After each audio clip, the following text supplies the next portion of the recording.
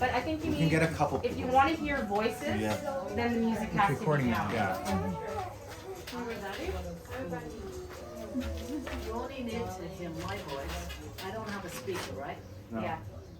Is that a yes or a No. no? No, you don't. there's no Okay. microphone. All right. So everybody's got to be quiet, and you can just speak on the record. Who says I have to be quiet? I'm never Everybody, quiet. and you I'm never speak. quiet. I'm never quiet.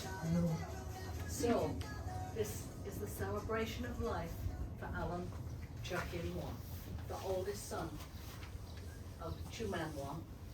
And, let's see, Ko Su Yu. Alan is survived by his brothers Steve, Danny, Kit, and sister Eva.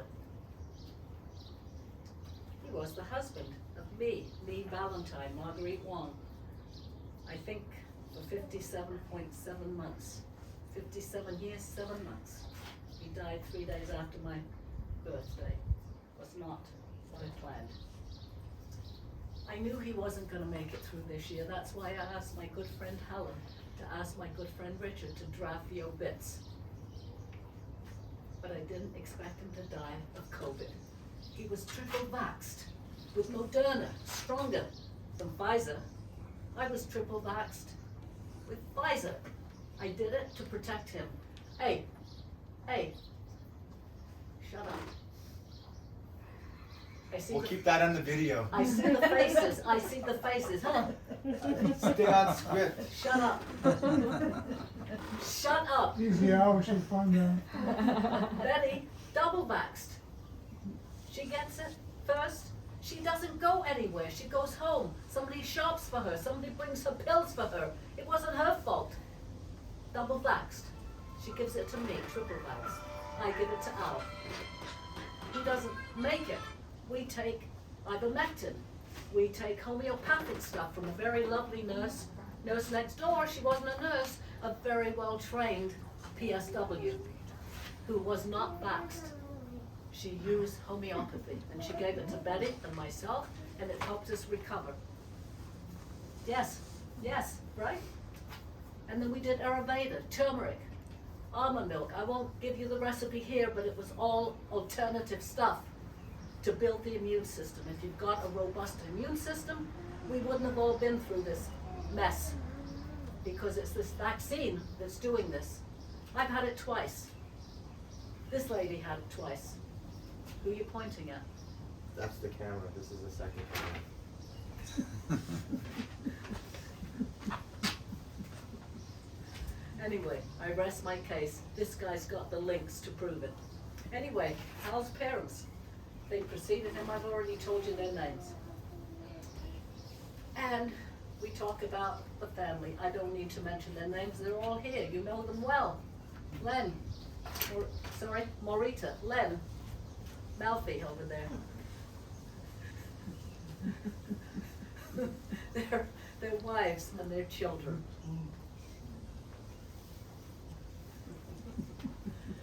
Kit, Selena, the only family we've got left in this country. But I know that others will go to the temple today, just as Al's Chinese friends, and they will put the incense in. They will say their things for him. They're all thinking of him, many of them. I have no idea how popular this guy was. I don't like, do you want this breeze blowing through? Yes? Let the air. Will it affect? No. No, okay. So, it was Al arrived in England in February 1961. I tried to get Steve yesterday to verify that, because I'd heard the story went that if you were born in Hong Kong, you had a British passport. And all you needed was a letter of employment, and you could go to England. And I think Al was into a little bit of street fighting along with brother Steve. I think they call it cockfighting. Got in all kinds of trouble. And Mom, who ruled the roost, said, look, you guys don't stop it. I'm gonna send you to England. I got a friend there who you will say is an uncle. They didn't have to be a relative. All they needed was a letter of employment, and they were gone. And then Mom heard that there was going to be some changes. You know, too many people coming to England. All Indians had that British passport, all the colonies, and they were going to stop it. because you know what? They're taking our jobs, said the British. So your mum was a sharp lady. She wanted to keep them there for Chinese New Year, the biggest celebration the Chinese ever had, 10 days, right? Everything shuts down. She said, no, you're getting on that plane and you're going now. And she sent Steve and Al. Al was 19, Steve was 17. Yep. Just kids, really, kids. And they went to Nottingham, England. And they worked for this, not an uncle, we refer to Richard kind of as uncle, a friend who was willing to sponsor them. Al never got over being stupid, because a year later he opened his own restaurant. Guess what? In the same town. What an idiot. It sure didn't sit well with that uncle. Anyway, the traditional way to do business with Chinese restaurants is everybody buys a share, a quarter, a quarter, a quarter, a quarter. Al could speak English and the others couldn't. They didn't trust him. So there was infighting. The day it was sold, it burned to the ground. But there was insurance. And he got out with 25%. And he went down south. That's my boy. But what a stupid thing to do. True. You know, but they were young, naive. What did they know? And then some years later, we were sent back to England to find Brother Danny. Yep. Grab him by the scruff of the neck, buy him a ticket and say, look, on this date you'll get on that plane and you're coming to Canada. Kicking and screaming all the way. He didn't want to come to Canada. Yeah, He was he having a wonderful time in England. Nobody watching him. Gambling. When I went to dinner with Al the first time, I said to him, why does it take you 20 minutes to go to the bathroom? 20 minutes I've been sitting here. Oh, it was busy, lots of people down there. Then I found out that under every big restaurant in London, there's a gambling den. Yeah. He's having a whoo, quick little, comes back up. How do you like the red nun wine? Tastes a bit like vinegar to me. I was only 17, what did I know about fine wines? Anyway, that was England, 5 years. It was very colourful because after he left the burnt down Chars and he got 25%, he went to London. Now he really toshed himself up and he worked in some of the poshest nightclubs in England. He served Sean Connery, the Beatles, Frank Sinatra, and he talked about how cheap Sean Connery was. Well, no shit. He's Scottish. You think he's generous with tips? Brilliant actor, 007, James Bond, but cheap. Frank Sinatra, American, generous. Beatles, generous. He had a lot of fun. He loved to tell stories about their tipping habits. I'm ahead of myself. I think you'll guess who was the lousy one. All Scots are cheap, most of them anyway. So then he came to Canada, the Empress of Canada. We sailed. We sailed October 31st. We arrived here November the 7th. It was the last sailing of the year. It was a small ship, no stabilizers. We parted, we were young, in the dance floor at night. And returning Canadians from Wawa singing Alouette, Gentil Alouette, and we would sing in English, our English song. There was 1,000 of us immigrating and about 50 of them returning from backpacking. It was the thing to do in the 60s. So we got married. I think most of you know about that. Al worked for the same guy that he worked for a guy in Hornchurch. I worked at a beauty salon 5 doors up. I had just been sent back from Victoria, and this man walked by 3 or 4 times a day to the smoke shop looking. There was a salon with 7 or 8 of us young girls in it. And he'd walk. We got to know them. They came down the back alley for free haircuts. We got free chop suey. Chow Bin. He was the manager. The chief of police, the police station was right across the street. So he kept asking me, would you like to go for a date? It's like, nah, I don't think so. Nah, I've already got a boyfriend. Nah, he kept that up for weeks. Finally I said, all right, got nothing to lose. My boyfriend, I said, by the way, I'm only 17. Give me back that ring that's my grandmother's. We're not engaged. My parents didn't help. They used to invite him to dinner on Sunday, not Al, the other guy. And I said, come on, what are you guys doing, you know? Really? my mum said, well, no, my father said this. And I respected my father. My mother didn't like me too much. I was cheeky, mouthy. My sister never answered back. She had a nervous breakdown and 3 postpartum depressions with children. I know why I was mouthy. So what my mother did, she summoned her sister, who was the principal. They didn't call them principals. Help me, Betty. Headmistress of a school. But she retired because her husband had Parkinson's and she was not going to place him. Nobody placed their loved ones in those days. You took care of them at home. So she retired early. She didn't work till she was much later because she wouldn't take a job because she was woman, headmistress, and you can't get married in those days. So she was 40 odd before she got married and 42 when she had her first child. Anyway, she was much smarter than my mother. So my mother said, come, moral support. We're going to see someone. So they go up that back alleyway. These guys work till 1, 2 o'clock in the morning when they're waiters. In England, they slept upstairs. That way they were never late because they could go and chuck them out of bed, right? Can I speak to Alan Wong? So they sent the dishwasher down. He was the ugliest guy you ever saw with glasses. Mr. Wong? We have 2. Which one? We don't know. Mr. Wong. So he figured it's not the dishwasher, it's the manager. So down he came here standing up on end, just rolled out of bed. Mr. Wong, yes. We understand that you're dating her daughter. Can't be. Not allowed. Why? Can't. She's underage. So he was a little stunned. They did their thing. They went home. He called the police over, chief of police, because they got free food. He says, I have a few questions for you. What's underage? Well, what are you planning? He said, running away, getting married. He said, she's old enough. In Scotland, you can get married at 16, not 21 as it was in England, without their consent. So I got a phone call at work. Marg, would you meet me at the Blue Rondo at 3:30? What's this all about? Just come, okay? All right. Coffee shops were the thing in England at the time. So I went to the Blue Rondo up the hill, sat down. He said, told me I had guests this morning, and here's what happened. Oh, really? Shit. Didn't think my mother had it in her, but she went with Auntie, and Auntie was her moral support. Auntie did all the talking while she stood back. Long story short, the next day I went to work with an extra coat, an extra pair of pants, and we had a plan, and that was to get on a train and go to Scotland. Not Gretna Green, not whatever, not even the train station, because what the chief of police advised, tell her to write a note, get someone to mail it. That way she's not a missing person. And you guys can get married at the age of 16. But you have to post the banns for 3 weeks, so stay hidden. That wasn't easy. Steve sent a picture. It was on the front page of the Daily Mirror of me.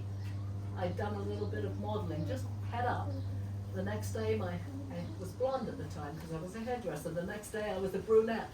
I worked in a Chinese restaurant, so I had a lot of public view. Anyway, we stayed hidden for the 3 weeks, and we got married. Mr. and Mrs. McGuire. She was the chow lady at Al's restaurant, but when the cook didn't show up, he'd say to Al, show Mrs. McGuire how to cook chop suey, okay? And she'd say, chop suey? What's that? And this cheap buggy used to dilute the soy sauce. You put water in soy sauce, you know what happens, right? Ferments. No taste. His laundry was hanging all around the kitchen in the restaurant because he lived in the back room. Too cheap to have a place. So Al said, this man is nuts. I gotta get a new job.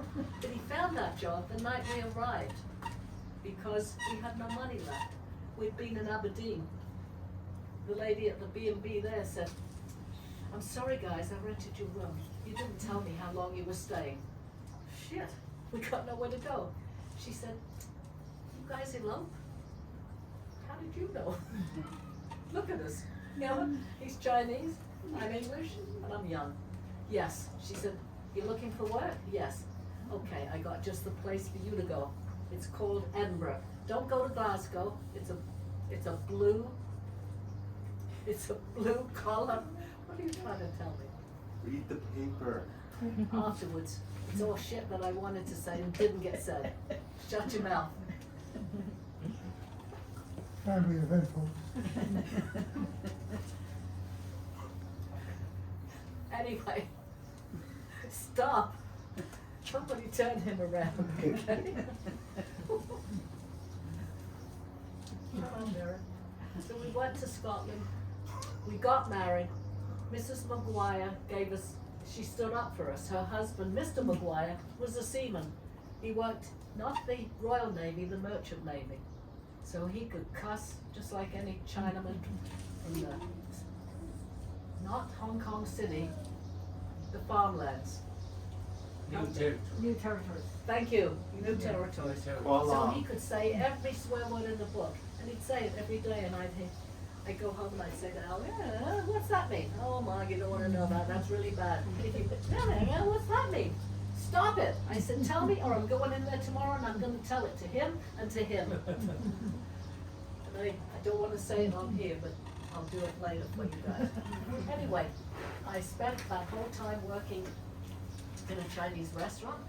Al in the end came to my restaurant because his boss was just too crazy. The seaman and his wife, who had a beautiful pelt of Thai silk. Shut up, Eric. That's not. Would you get me out of this? Lenny. Had Yeah. a green Thai silk dress made. We went to a restaurant and we had gammon, backgammon. I said, I thought backgammon was steak. And I said, don't you silly bugger. It's the pork. So we came to my restaurant in the evening to eat. And I wanted to say to that bitch that I work for, you see, we're married. Because she offered out shares in her restaurant. If he didn't marry me, she was a witch. Wait, paw! That's what she called me. Wait, Tal! And she wouldn't let me speak to her kids. Because I was the white, you know what. So anyway, I came in, we had dinner at my restaurant. I was off, needless to say, that day. And I was, again, pretty stupid. He told his boss that we were married, and my boss that we weren't married. So she was offering him shares in the restaurant not to marry me. We got married anyway, and he, the seaman who understood all the filthy swear words in Chinese because he worked on the ships with Chinese cooks. We were ordering the food, and he said, which one is it, Mom, that's a bitch to you? And I said, don't you dare say anything here. And every time she walked by, he said all these filthy words to her. I said, I'm not going to have a job tomorrow. I'll be out of here. So when we left England, we had a reunion at my brother's. We went back to England, but not before we quit on Christmas Eve. Because old Wong, who was my boss and now Al's boss, wasn't playing the game right. He paid Al two quid a week more than me, because he was a guy, but that was the thing in the day. You know, we worked the same hours, everything, he got paid more. So, we used to set the tables in the morning singing, Gum yak joy long na long fung in, abai ha long na long fung in, Yol yonga. I can speak Cantonese. If I'd lived in Hong Kong for 2 months, I would have been fluent. You're pretty good. Wait till you hear me swear. Hum God, shout. Oh, no. No, don't make me go there, okay? Anyway, we thought we'll fix your wagon. We quit. Christmas Eve. We said we're leaving now. He said, you can't. I won't have any wait staff for Christmas. You know the gesture in Italiano. I said, we're not taking the train this time, we're flying. I called my brother and I said, we're coming back to town. Can we all get together at your house? Because he had come up to see me as well. And he found where I was, and it's too late, we were married, you know? So we flew back to England. We had a family gathering at my house, and I said, I had to tell Al about Auntie Hattie's son, and son, the daughter, because she was 42 when she had her. And she had oxygen deprivation, and she had her in the most expensive maternity home in England. And my mother always said, I had you three with a midwife. She went to the poshest maternity home, and look what happened to her. But she was a principal, so she took her to school with her. do you think the teachers are gonna say I'm gonna run out of something wrong with space. your daughter? So I said, Al, I have a comb. You'll know her as soon as you see her. She's tall. Her head is bigger. She had the cord wrapped around her neck. They used high forceps. My aunt was 42, so her only child. In those days, we'd say she wasn't all there. So I said to her, if she throws herself and hugs you and knocks you on the floor, that's Jill. Watch out for her. Ma, So that went well. We went there's to an the, upload limit size for YouTube. we went back to England. It's pretty good. Chapter 1.